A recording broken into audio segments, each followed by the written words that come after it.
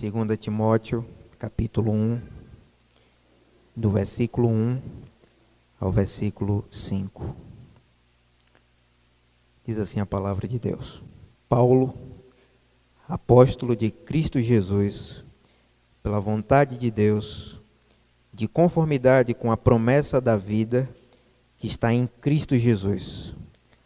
Ao amado filho Timóteo, graça, misericórdia e paz, da parte de Deus Pai e de Cristo Jesus nosso Senhor. Dou graças a Deus, a quem desde os meus antepassados sirvo com consciência pura, porque sem cessar me lembro de ti nas minhas orações, noite e dia. Lembrado das tuas lágrimas, estou ansioso por ver-te, para que eu transborde de alegria.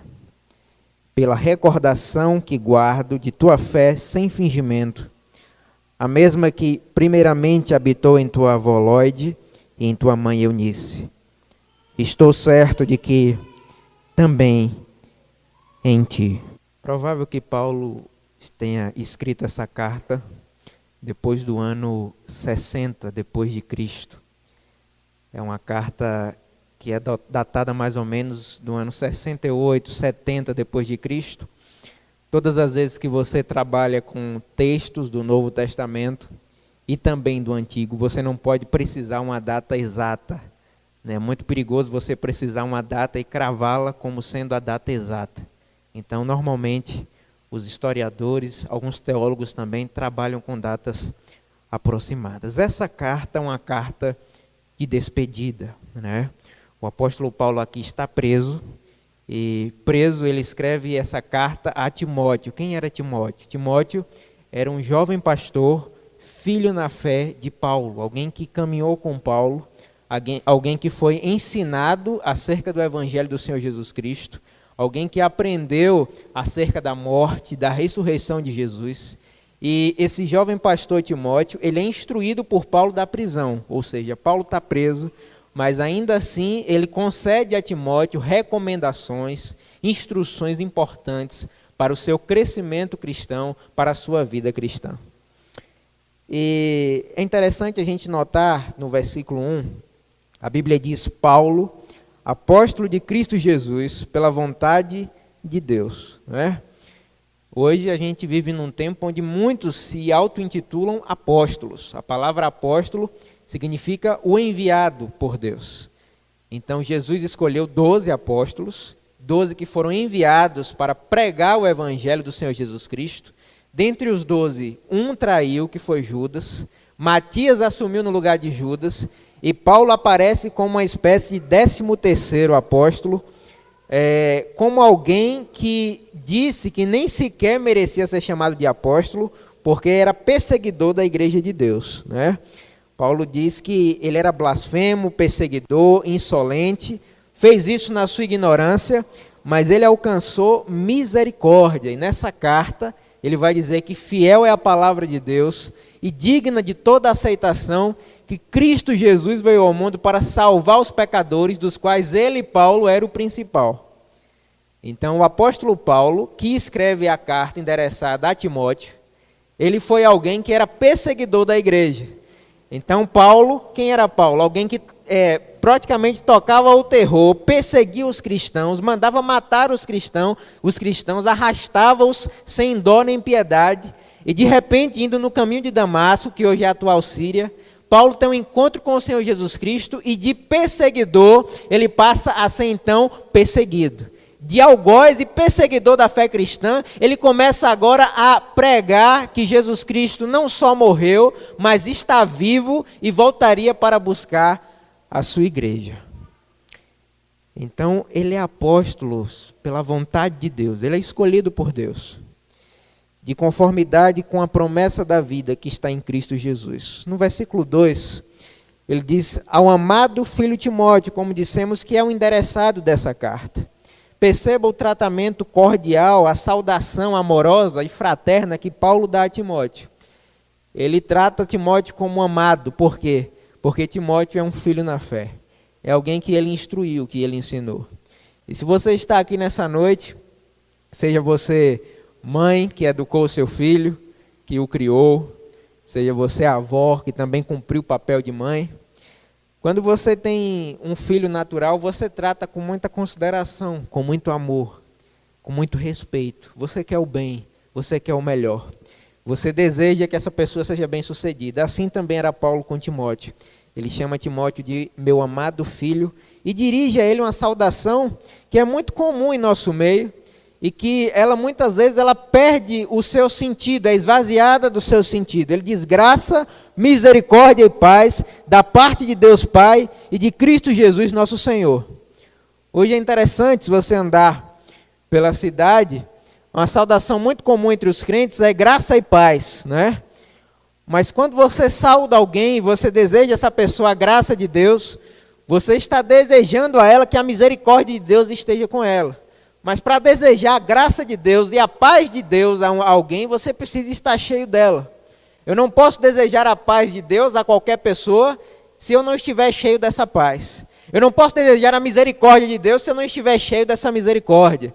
Então, quando a gente se cumprimenta como cristãos, graça e paz, você está desejando ao outro a paz, a misericórdia de Deus.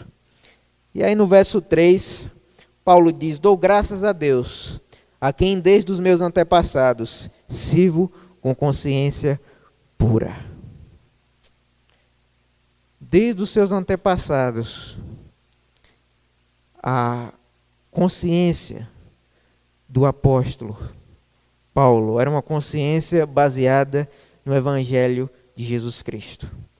Ter uma consciência pura significa um conhecimento de Deus, significa ter uma consciência de que é pecador, remido, resgatado pela graça de Jesus. Significa apresentar os seus pecados a Deus e ter os seus pecados perdoados, redimidos e purificados por Jesus Cristo.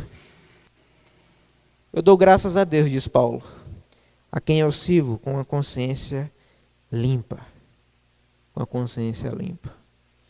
É muito difícil a gente ter essa consciência purificada por Deus quando nós alimentamos dentro de nós coisas que o diabo gosta. É muito difícil termos uma consciência pura, limpa, quando a gente alimenta dentro da gente amargura, quando a gente alimenta dentro da gente ódio, quando alimentamos dentro de nós falta de perdão, quando alimentamos dentro de nós a indiferença, quando alimentamos dentro de nós todo tipo de sentimento que é totalmente contrário à palavra de Deus. É muito difícil manter a consciência pura. Enquanto eu estou pregando aqui, a sua mente vagueia em tantos outros lugares, o seu pensamento vai a tantos outros lugares, e parece que a palavra de Deus, para nós, é muito mais desprezível do que a gente imagina.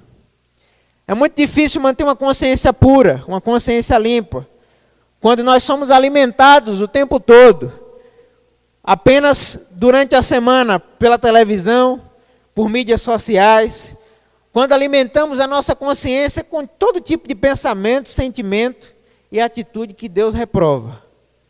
Mas Paulo poderia dizer isso, porque ele alimentava a sua consciência através de uma vida de oração. Olha o que ele diz, porque sem cessar me lembro de ti nas orações, noite e dia.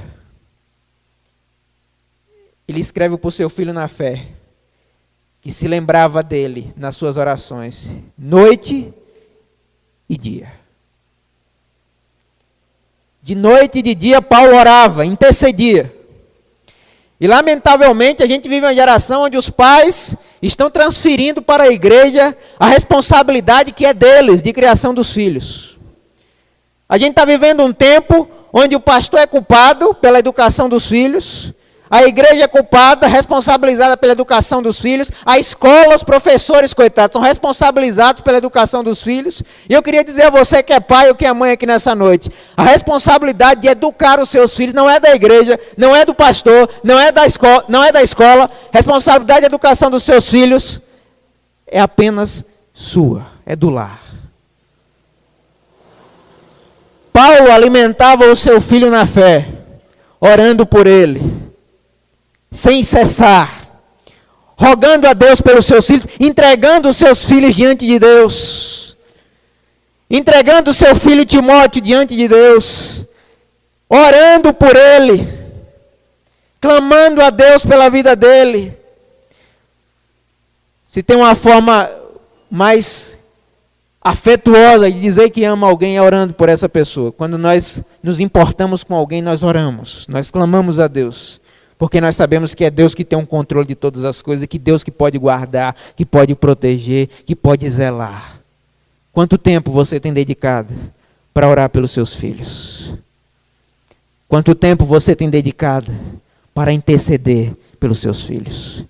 Quanto tempo você tem dedicado para clamar a Deus misericórdia sobre a vida dos seus filhos? Quanto tempo você tem gastado clamando a Deus misericórdia pela sua vida e pela vida de outros? O problema é que a nossa geração detesta a oração. Sabe por quê? Porque a oração revela que nós não estamos no controle, mas que Deus está no controle de todas as coisas. A nossa geração não consegue ficar 5 minutos em silêncio. Já repararam isso? A nossa geração não consegue prestar atenção 2 minutos em algo que está sendo dito. E nós, como líderes, como pastores, temos a responsabilidade de não omitir isso de vocês, se lidamos com vidas. É incrível. Pessoas falam de todos os assuntos. As pessoas querem ser ouvidas, mas elas não querem ouvir. As pessoas querem falar, mas elas não têm paciência para escutar. Elas querem opinar, mas não querem aprender.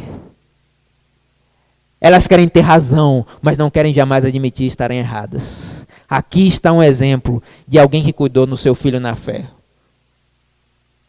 que sem cessar, noite e dia, orava por Timóteo, clamava a Deus, botava o joelho no chão. Conta-se que um pregador muito antigo, muito usado por Deus, ele disse: se hoje eu cheguei até aqui, é porque eu sou fruto das orações da minha mãe. E eu queria dizer a vocês que tudo aquilo que eu aprendi, ou pelo menos tudo não, mas a maioria das coisas que eu aprendi acerca do Evangelho de Jesus Cristo, não foi numa sala de aula, dentro de um seminário, de uma faculdade teológica. Mas tudo que eu aprendi acerca do Senhor Jesus Cristo foi porque um dia, numa sala à parte, dentro da igreja, minha mãe chegou e me disse o seguinte: papai é crente, mamãe é crente, mas se meu filho não for crente, meu filho está perdido.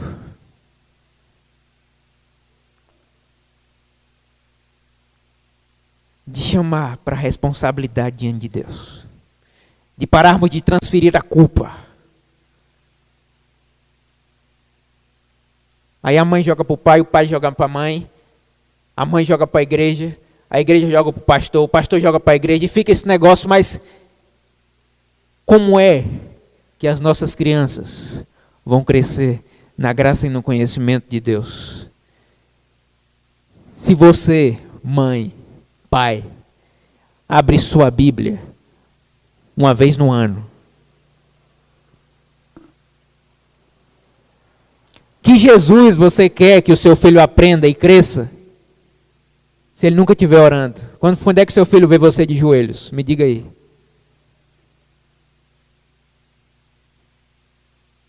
Se seu filho vê você só falando da vida dos outros, ele vai orar quando? Só vê você reclamando de tudo, noite e dia sem cessar, com lágrimas.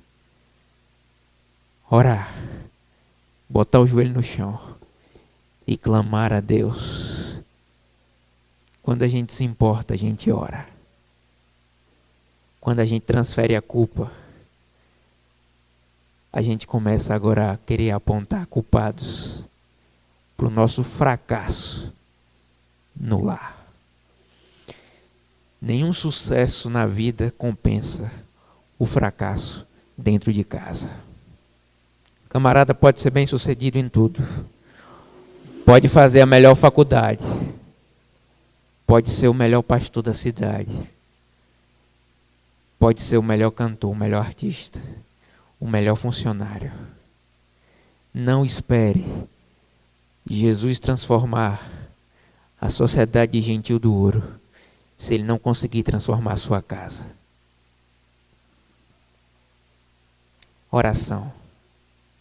E Paulo, ele expressa: eu me lembro de ti nas orações, noite e dia. Versículo 4. Lembrado das tuas lágrimas, estou ansioso por ver-te, para que eu transborde de alegria. Você sabe por que Paulo lembrou das lágrimas de Timóteo? Porque Timóteo chorava por estar separado do seu pai na fé de Paulo. Paulo diz: eu estou lembrando Timóteo das suas lágrimas. Sabe por quê? Porque ele estava profundamente triste por ver o seu pai na fé preso, algemado, por estar separado de Paulo. A minha pergunta é: os seus filhos têm prazer de estar com você? Eles se alegram da sua companhia? Eles se alegram da sua conversa? Eles se alegram de estarem com você? Ou você é aquele tipo de pai e de mãe que quando o seu filho chega, e eu falo com muita autoridade de Deus, talvez alguém diga assim: ah, pastor, mas você não é pai. Eu estou amparado pela Escritura. E diante dela, todos devem ceder. Diante dela, todos devem ceder. E eu não estou preocupado com julgamentos. Meu compromisso é com a palavra e não com opiniões alheias. Mas o que é que você tem influenciado os seus filhos? A Bíblia diz: ensina, instrui a criança no caminho que deve andar, e ainda quando for velho, não se desviará dele. Ensinar a criança no caminho que deve andar não é só mandar para a igreja, não.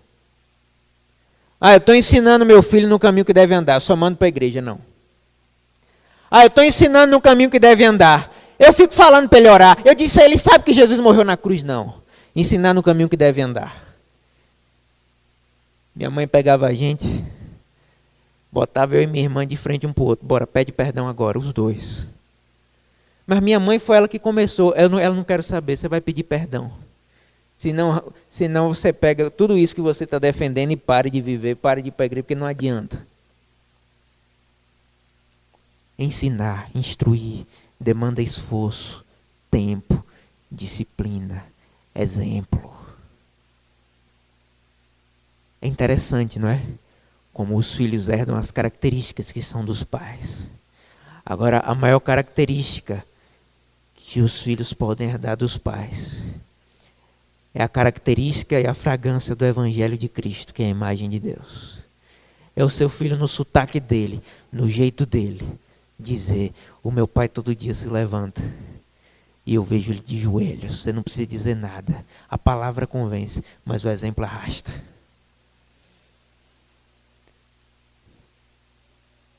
É sua filha chegar para dizer: eu nunca vi minha mãe usar a língua para maldizer ninguém.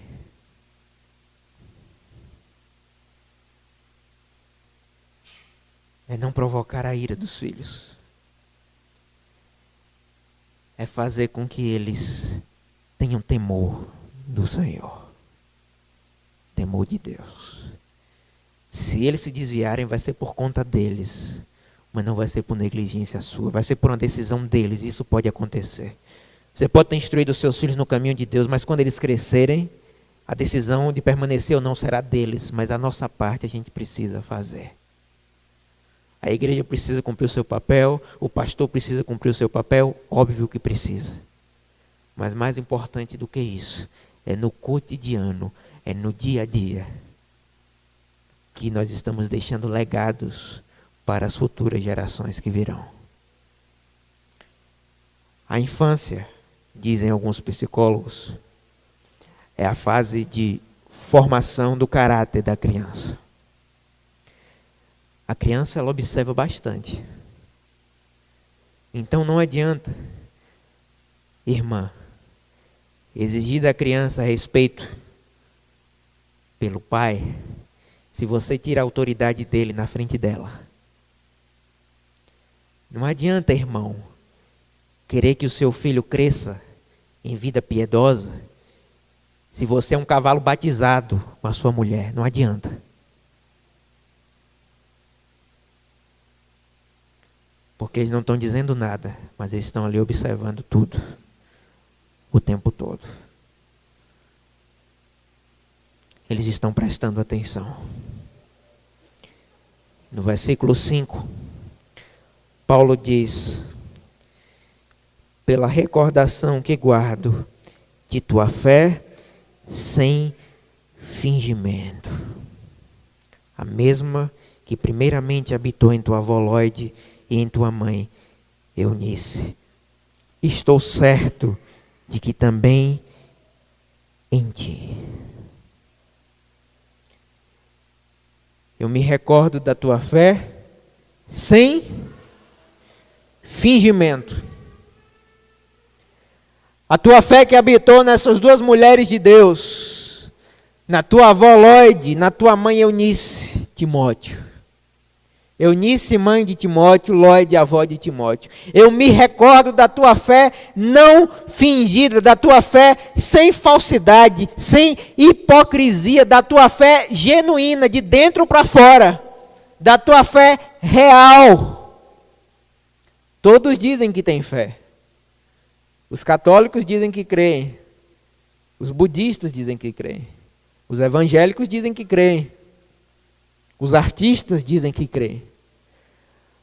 Aliás, a Bíblia diz: crês tu também em Deus? Muito bem. Os demônios também creem e têm uma atitude mais apropriada do que pseudo-cristãos. Eles tremem, os demônios tremem. Todo mundo diz que tem fé. Mas aqui o texto traz uma fé não fingida. Uma fé sincera. Você sabe que quando nós tratamos sobre fingimento e hipocrisia, o disfarce mais terrível é o rosto de um anjo que encobre por trás um diabo. Hipocrisia é ocultar com arte a dissimulação dos vícios sob a aparência da virtude. E o que é que eu estou dizendo com isso? O ser humano é tão mestre em disfarce que ele é capaz de se dirigir a alguém e dizer: nossa, que alegria te ver, que prazer te encontrar. E por dentro, num aperto de mãos, em oculto dizer: miserável, eu desejaria a sua morte. E por fora com um sorriso dizer: que bom te ver. Mas por dentro ele dizer: ah, miserável, eu queria que você morresse. O ser humano é capaz de dizer: nossa, que bela, que maravilhosa é você, mamãe. E por dentro é capaz de dizer: metida a besta.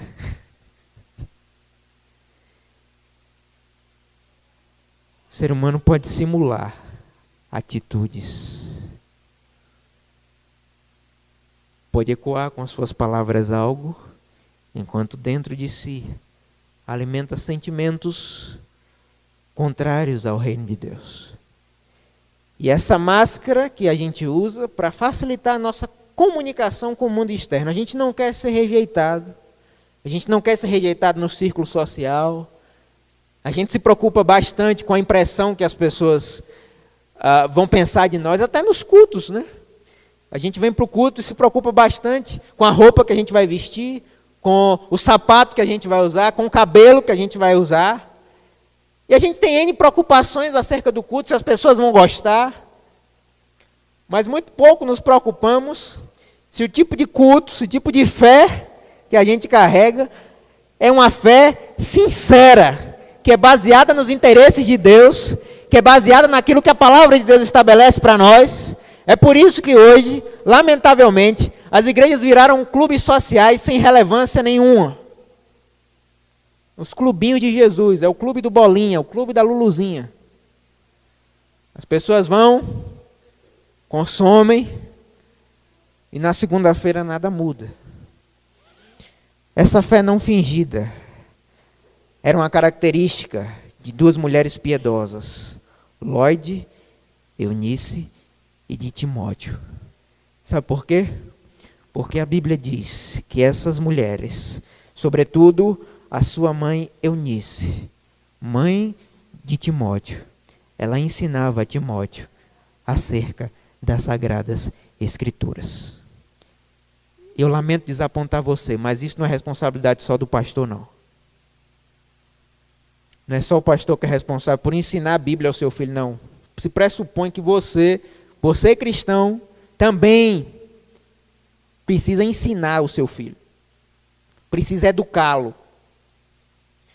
A Bíblia diz, em 2 Timóteo capítulo 3, versículos de 14 a 17, tu, porém, permanece naquilo que aprendeste e de que foste inteirado, sabendo de quem o aprendeste, que desde a infância sabes as sagradas letras, que podem tornar-te sábio para a salvação pela fé em Cristo Jesus. Timóteo era um menino, um jovem que respirava Bíblia.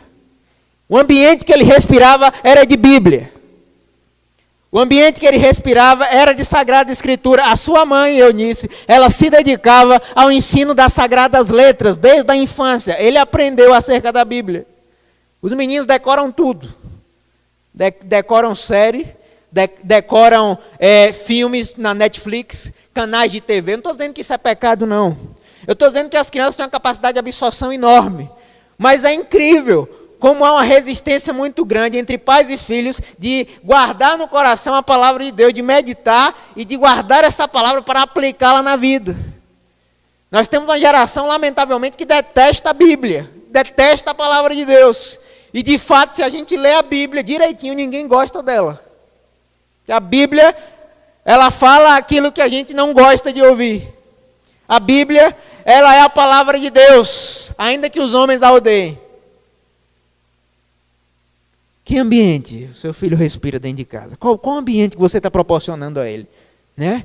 Às vezes você chega, pode ser que o lar seja um ambiente de discórdia. Um ambiente de briga. O menino só vê briga. É pau segunda, terça-feira é outra briga, quarta-feira é outro pau, quinta-feira é outra confusão, sexta-feira é outra confusão. Aí quando é domingo você quer que o fogo caia na igreja. E reclama, porque a igreja não tem nada. Que ambiente é que o seu filho está respirando dentro de casa? O que é que ele ouve sair da sua boca? Ele está observando, ele está atento. Ele está observando. A Bíblia diz no Salmo 1, bem-aventurado o homem que não se detém no conselho dos ímpios, nem se assenta na roda dos escarnecedores. Antes tem o seu prazer na lei do Senhor, e na sua lei medita de dia e de noite. Os homens dessa geração não meditam na palavra de Deus. Lamentavelmente, as mulheres dessa geração não meditam na palavra de Deus. É tedioso meditar na palavra de Deus. É chato meditar na palavra de Deus. Dá preguiça meditar na palavra de Deus. É insuportável passar tempo com Deus. E a gente vai tomando a forma da sociedade pragmática, utilitária. E a gente vai ficando impaciente. Eu quero dizer a você que o mundo em que nós vivemos elegeu a impaciência como virtude, mas ela não é. Não é virtude a impaciência. Muitas coisas passam pelo teste do tempo. Muitas coisas Deus vai fazer a gente esperar, para que a gente aprenda a confiar e a depender nele, e apenas nele, não em nossas próprias forças. E o que Paulo está dizendo aqui, Timóteo, eu me recordo da tua fé não fingida, da tua fé sincera, Timóteo, da tua fé sem dolo, que é capaz de dizer graça e paz da parte de Deus. Você sabe que respeito é como nós tratamos as pessoas na frente delas. Caráter é como nós tratamos as pessoas na sua ausência.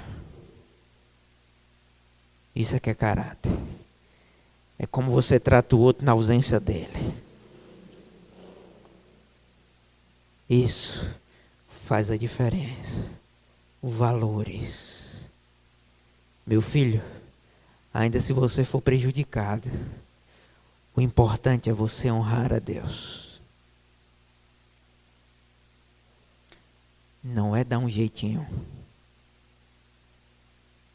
Mas a gente está ensinando na escola, de te dar um murro, dar uma voadora. Aprenda a nunca perder.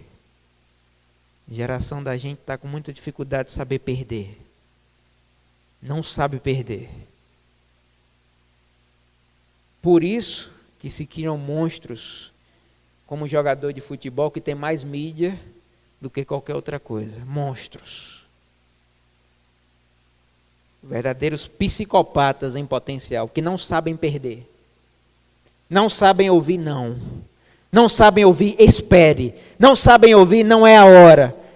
Não sabem ouvir tenha paciência.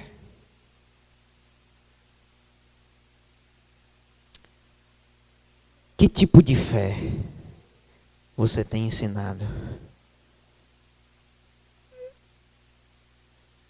E aqui tem um valor que Timóteo aprendeu. Eu já estou terminando. Com a sua mãe Eunice, com a sua avó Lloyd, mas principalmente com a sua mãe. E esse valor está lá em 1 Timóteo capítulo 4, versículo 7. Rejeita as fábulas profanas e tolas ou de velhas caducas e exercita-te pessoalmente na piedade. A palavra grega que descreve piedade no Novo Testamento é eusebeia. Significa devoção sincera a Deus. Piedade significa relação real, verdadeira, espiritual, interna com Deus. Exercita-te na piedade.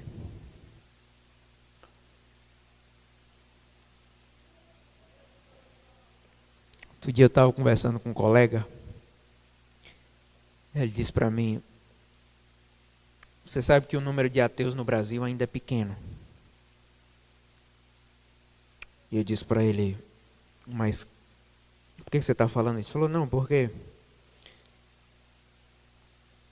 a nossa nação ainda é uma nação cristã. 90% das pessoas da nossa nação são cristãs.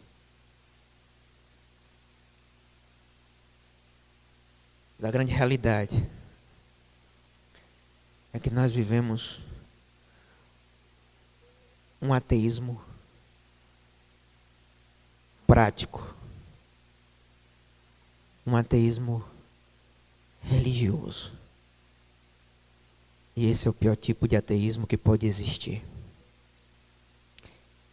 Tito 1,16, a palavra de Deus diz: no tocante a Deus professam conhecê-lo, professam com os lábios,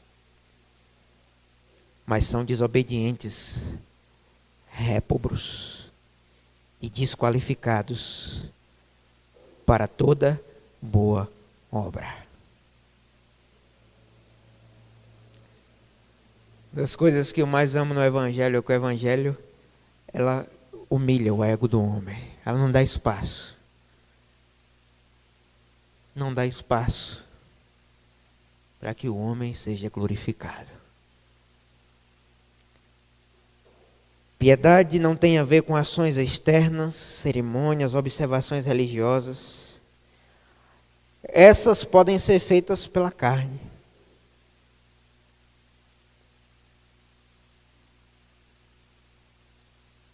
O problema da nossa sociedade, o problema de Gentil do Ouro, é que a gente está cheio de gente boazinha e não de gente transformada.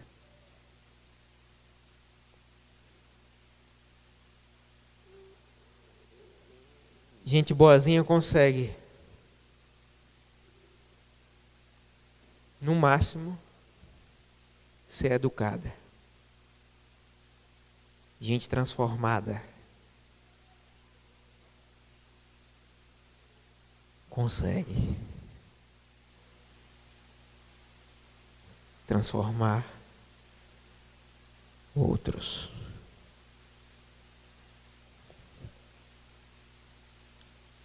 Eu me recordo, Timóteo, da tua fé não fingida. Será que o seu filho diria isso de você? Mamãe, eu recordo minha mãe da tua fé não fingida. A senhora abraça o pastor no domingo, mas na segunda-feira a senhora não mete a língua nele, não.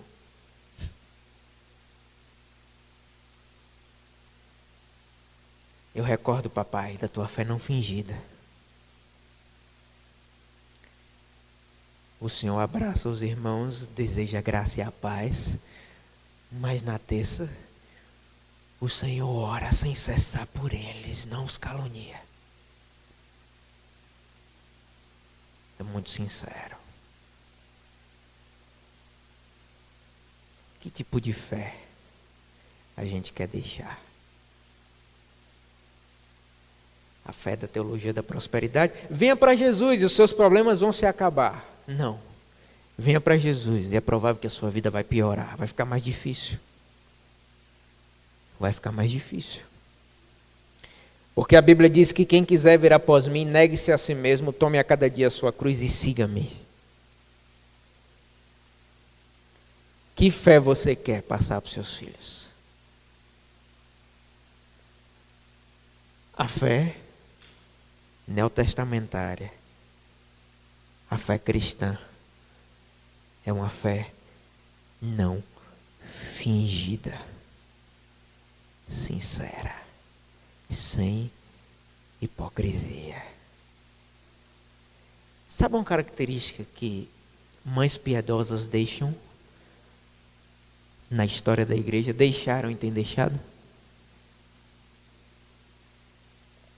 Elas são mães intercessoras. Elas são mães não caluniadoras. Elas são mães humildes de espírito. Mãe intercessora. Já leu isso no Antigo Testamento? Dai-me filhos, senão eu morro. Tem até uma música de Fernanda Brum sobre isso, muito bonita. Dai-me filhos, senão eu morro. Maria.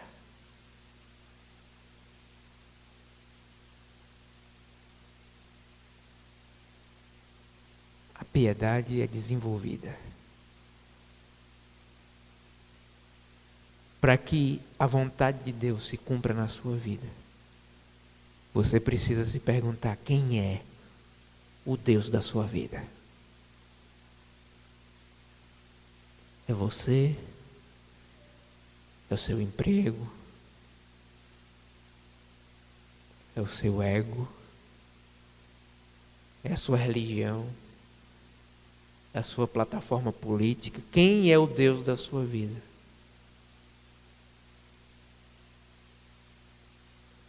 Porque muitos são chamados, mas poucos escolhidos.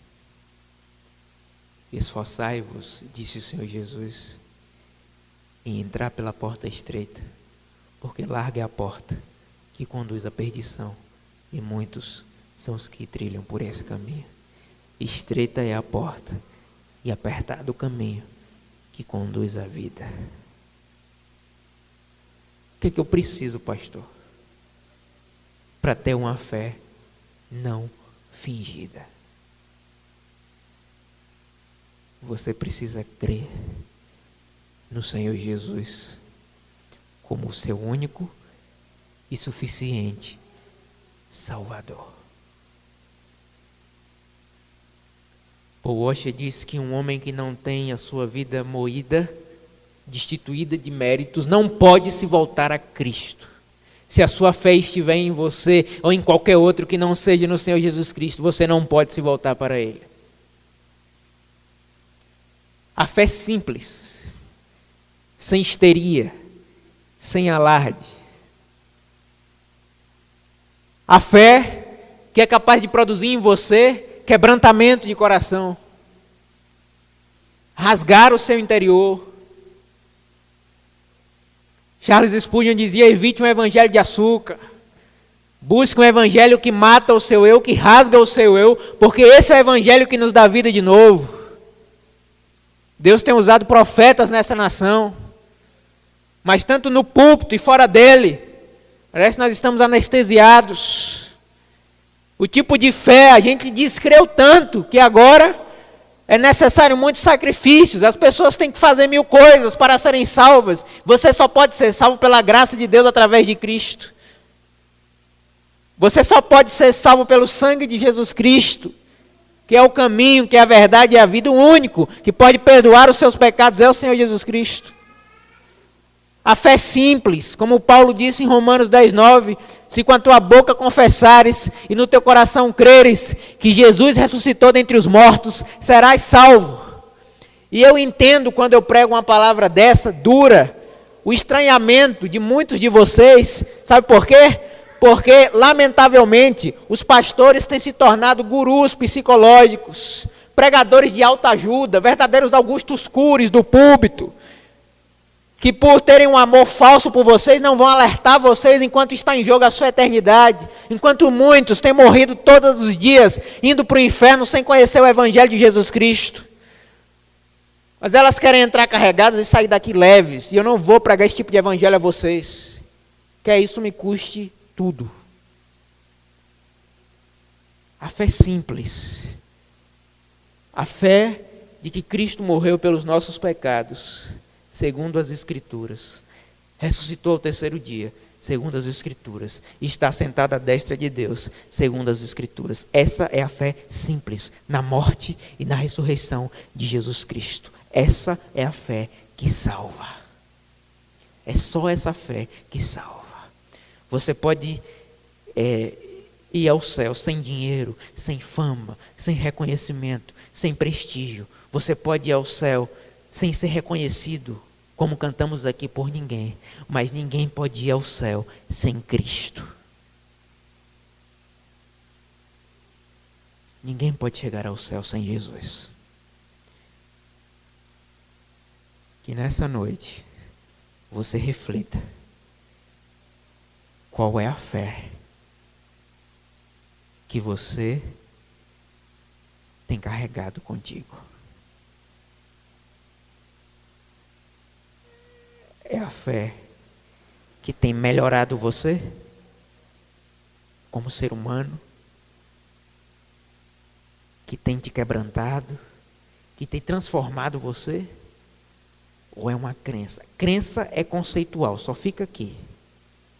Você recebe, só fica aqui, mas não impacta a existência, não entra para o coração, não gera fruto. Crença só fica no nível do intelecto. Os ateus creem, os demônios creem, os evangélicos creem. Mas só uma fé não fingida e genuína em Jesus Cristo, morrendo por você, é capaz de mudar a sua vida. Que Deus em Cristo te abençoe.